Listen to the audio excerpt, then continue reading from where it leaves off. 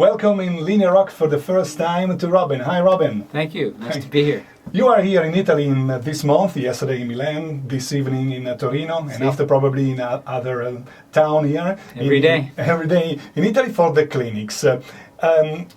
As they are structured, these clinics, do you play live? We can consider like a lesson of guitar for a guitar player, or what happened inside? Well, we do have a rhythm section, the drums and bass, almost every day, almost every clinic. I think only one is without. So I do play 3 songs. But it's a real band, so? It's real band. Drums and bass. No computering, no, an tape. actual, Great. Actual group. The clinic is 2 hours long. And I have kind of a freestyle of teaching. You know, it isn't a lot of examples, and it is also not very technical.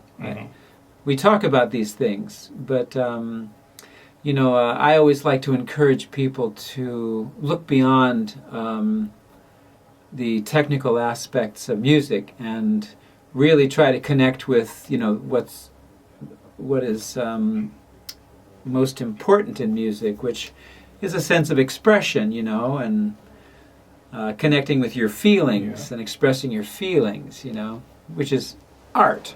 Basically, it's art. It's art. So I try to get people to understand that they can start expressing themselves right away. They don't have to wait until they think they're ready.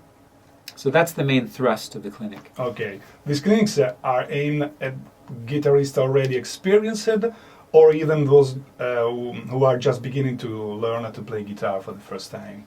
Anybody can, can benefit from these clinics. You know, at a certain point, some people might know already what I'm telling them. I don't know, but it doesn't seem so. It seems that you know, people really get something out of it. Okay. And at what age did you start playing the guitar? And was your first instrument the guitar or piano, or? I actually did try to take piano lessons when I was about 6 years old, maybe 8 years old. Classical piano music. Well, 8 years old. Yes. Ding, ding, ding. Yeah, it was this. But that was for only a short time. At age 10, I started to study the saxophone in school. So the saxophone was really my first... You decided to play the saxophone, or... Yeah, I wanted to. You like the sound of... I saw someone perform, you know, in a concert, and I said, that's what I want to do. So I started playing the saxophone, and at about age 13, my father played a little bit of guitar, and we had a guitar at home. I started to pick it up and just fool around, you know. And by age 15, I was serious about the guitar, and obviously continued. Yes, on this way. Yeah. You play rock, fusion, jazz, soul, blues, but especially blues. What is blues for you personally? Well, you know, I don't know why I connected with blues so powerfully. It's, you know, I'm a white kid from Northern California, you know, small town. But I think, you know, in the 60s, which is when I was going to concerts and seeing, you know, people play in San Francisco, every guitar player was a blues guitar player in the 60s. So the ground was very fertile for studying blues. So you are very influenced by this period. Oh, that period. Right. That's my period. For me, you know, all the best music ever made came out of the 60s. So you in the 60s... American music. So in the 60s don't listen Beatles, Rolling Stones... Oh, I did, yeah. Oh, sure. Yeah. First. But when I started getting serious about playing an instrument... Okay, understand. That's, you know, I connected with, you know, real musicians. Well, and musicians, like... You know, my first guitar hero was Mike Bloomfield, and I mean, he was kind of a virtuoso blues guitar player. There were no virtuoso blues guitar players before him. He was really the first. Played a lot of notes, you know, and very creative, you know, not just imitating B.B. King. So he was a real high-level musician. And that is, I discovered that kind of musicianship in the blues. Mm-hmm. And the music was simple enough that I could pick it up kind of easily, naturally. It wasn't like listening to John Coltrane, Mm-hmm. It was blues. Blues. So it was just a perfect situation to start learning music and also, really think in terms of being an accomplished musician. The Beatles, Rolling Stones, pretty good. Yes. Paul McCartney, nice, great musician. Great Paul McCartney, composer. well, and a great bass player. But anyway, it wasn't really about playing. It was more about the song and the vibe. Blues was about playing. So. Yeah, right. To which of your guitars you are particularly fond of? One or more of one?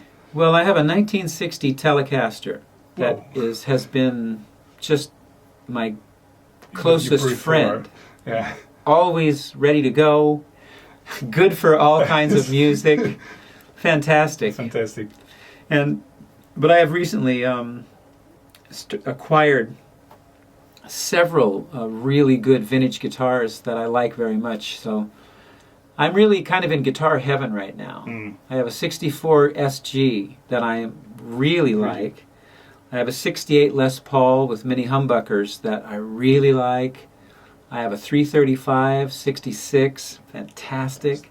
So many, man. I've been very lucky lately. When you're recording in the studio, you use probably some of this guitar. All of them. All. And also, when you play live in concert, you use the same or different? I do. No, same. The same? And also the amplifier is the same? Everything. Oh, so like you recorded, it's the same Yes. on a stage. So For sure. Great, these things. And you have work and play with many important musicians of different kind of music. But I think that work with Miles Davis is very particular. How was the experience working with him?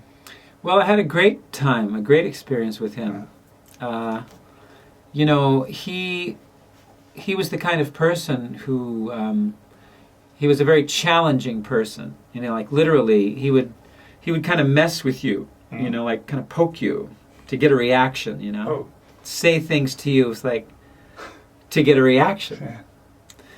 And I understood that that's what he was doing, because a lot of people around him were just terrified of him, because he'd be like kind of on you a little bit, and I realized that that's what he was doing, that he was just testing me, so I was able to like stand my own ground with him, and as soon as you did that, he'd laugh. And now you're friends. So I figured this out, I mean, I wouldn't say that I was close to him and really friends, but I of course, he's my most, I think, important musical influence. But I could tell that he respected me and he liked me as a musician and as a person. And so the relationship was good. That's very good. Okay. Now, can you talk about the project Renegade Creation, about this supergroup with other important musicians? You have recording the last years of this album, right? How was born this collaboration? Well, and you play live some in the last years with this musician. You have played, I don't know in Italy, but probably in the USA. Only in California.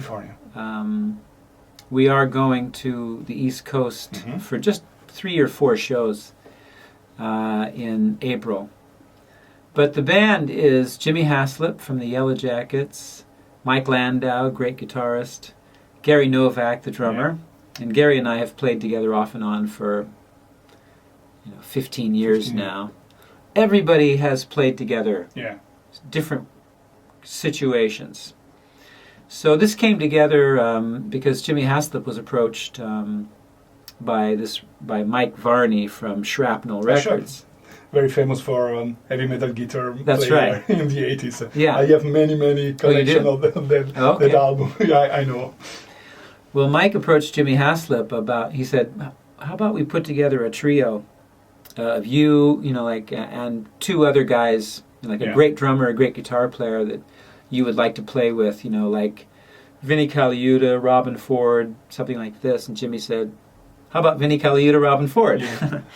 So we did 3 records for Mike Varney, Vinnie, myself, and Jimmy, under the name Jing Chi. Yeah. We did 3 records together. Very little playing, but 3 records. And we were asked to do another one. Vinnie could not do it. Uh-huh. So I said, why don't we get Gary Novak on drums? And then I said, and why don't we add Mike Landau on guitar? Oh. Be fun. Everybody said yes. Bingo. It's okay. So was born the project, right? Yeah.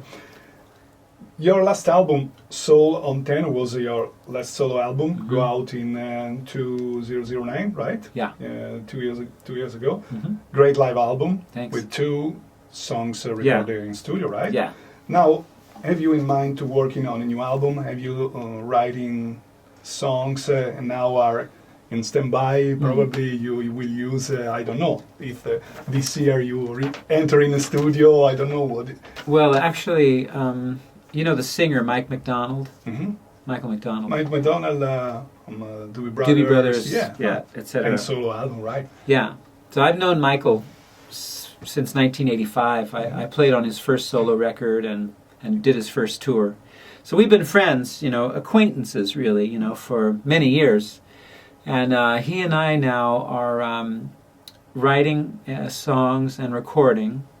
And we are planning to start touring together in the fall in the United States. Yeah. And then by next summer, we should come back and be in Europe. So this is a new project that I'm very happy about. So Michael McDonald and you. Yeah. Okay, and also the other musicians for the band. We're starting to put a band together now. Yeah. Okay. And we're using the recording situation kind of to see who we're going to ask. So probably when go out this an album of. I don't know about a CD per se. Everything is internet now. Okay. So we're going to do like maybe some videos. We're going to release things on the internet. Okay. A little at a time. And eventually there might be a CD. Yeah, it's possible. So you can see the reaction of the people. Yeah, and kind of build it. Yeah, step by step. Yeah. Okay. Take it slow. Okay. Don't worry about it. You don't have pressure for just enjoy it. Yeah. Okay. This is a good thing. Yes. Thank you very much, Robben. My pleasure. It's a pleasure for me to have here in this program. Thank you. I hope to see you when you return for Play Live with your concert here in Milan. I hope to come back in the summer. In summer for the festival or? Yeah, I think so. Okay, great. We'll see. Okay, thank you very much. Maybe Bye. I'll see you then, Marco.